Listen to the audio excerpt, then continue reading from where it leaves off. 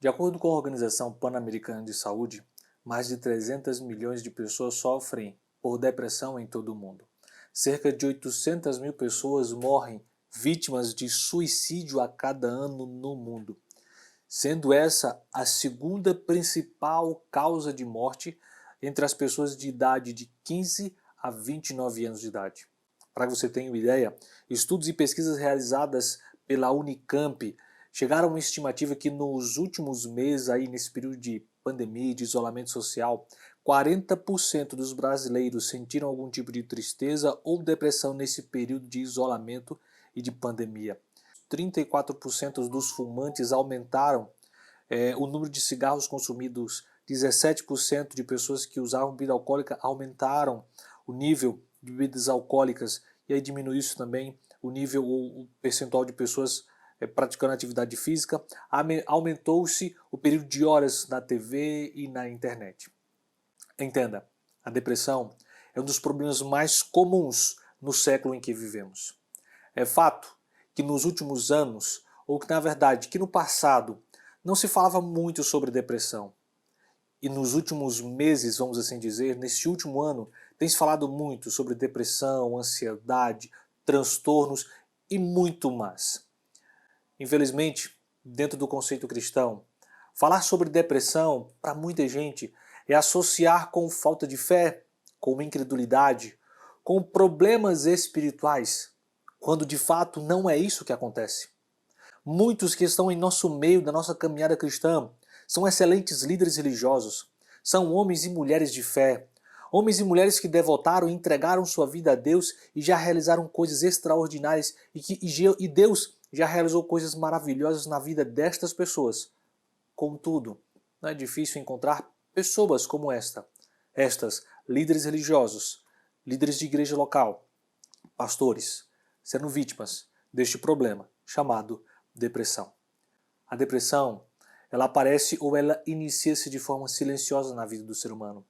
E muitos destes que estão desenvolvendo os primeiros sintomas de depressão só vão notar que são vítimas desta depressão, são depressivos, depois que ela já atingiu níveis extraordinários.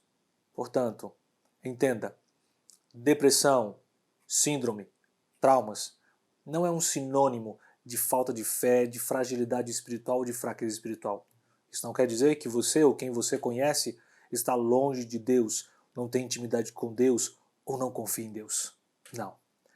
O nosso personagem hoje mostra claramente que até mesmo quando você tem uma fé extraordinária, você pode ser vítima da depressão. Elias é o personagem da história de hoje. Você conhece muito bem a história de Elias. De um lado, ou em um capítulo, ali no capítulo 18, você encontra Elias num dos melhores momentos da sua caminhada espiritual, onde ele é convidado por Deus para confrontar Jezabel, Acabe. E ele ali executa coisas extraordinárias no meio do povo de Deus. Mas o capítulo 19 inicia com um outro Elias, completamente diferente. Ele agora é ameaçado de morte por Jezabel, devido a tudo o que ele havia feito, e pela morte dos profetas de Baal. Temendo por sua vida, diz o texto bíblico, ele simplesmente foge. Desesperadamente ele foge e corre para um lugar longínquo, o mais escondido possível. Para muitos estudiosos da Bíblia, o que está acontecendo com Elias é nada mais, nada menos do que depressão. Entenda, Elias já havia passado por muito na sua caminhada, já havia presenciado coisas que com certeza o marcaram. Capítulos antes, você encontra ali, no capítulo 18, a morte de 850 profetas de Baal. Elias presenciou vamos assim dizer, essa chacina. E por mais que ela houvesse sido feita por boas razões e por bons motivos, para eliminar do meio do povo de Deus aqueles homens que estavam influenciando o povo e os levando à corrupção espiritual e moral, por mais que tudo isso tenha acontecido por um bom propósito, isso marca qualquer pessoa. Ver 850 pessoas sendo mortas na sua frente e perceber e saber que isso é por sua causa de forma direta ou indireta, por causa de toda a revolução espiritual que ele estava fazendo, isso provoca um tremendo estresse pós-traumático. Vocês falar agora na ameaça de morte apresentado por Jezabel, muitos têm como Elias corrido para se livrar dos sentimentos mais sombrios e mais estranhos que têm tomado conta da sua vida. para quem sabe se livrar da solidão, da angústia, para se livrar dos primeiros sinais de uma depressão, de um trauma ou de um estresse pós-traumático.